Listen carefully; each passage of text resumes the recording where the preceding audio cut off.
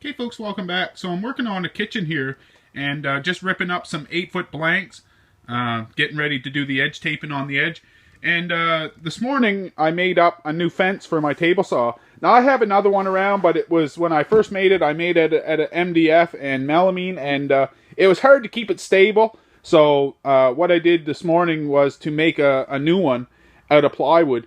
And what it is a fence that is actually just goes down over my old fence, and to take it off I've just got to pop it off. This one's a little bit tight, so I'm not going to try to do that one-handed, but it'll just pop off, and then when I want to use this 8-foot fence I just slide it down over, and then it gives me an 8-foot surface to work with. So if any of you guys have ever tried to cut an 8-foot sheet of melamine or plywood with your regular fence, then it's really hard to keep it lined up and to get it nice and tight against that fence. But with this 8-foot fence, it's really easy to do, and it has some added benefits too, because the reason why I originally made an 8-foot fence is I find that when I'm doing cutting melamine, when I split a sheet of melamine in half, it always has a tendency to kind of spring, and what it'll do is when you put the two pieces back together, you'll see that they're both a little bit shaped like a banana.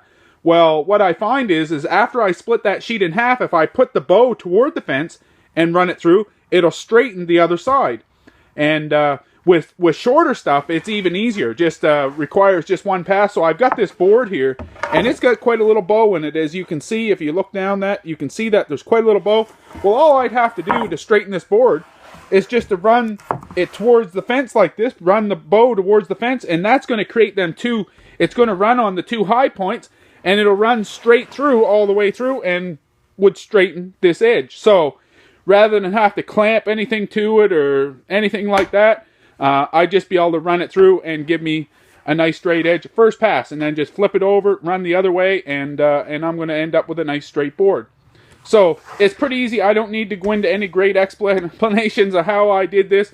All I did was lay a board on top of my fence and then just start building it up, and then, you know, it goes on both sides so that it just fits down over. And every fence is different, so if you were going to build one, then you'd have to design one for your own. But just the concept, you know, I couldn't do without my 8-foot fence. I wouldn't even want to try to. This thing, I just use it a tremendous amount, and just makes my life a little easier. So I thought I'd share, and hopefully you guys like seeing it.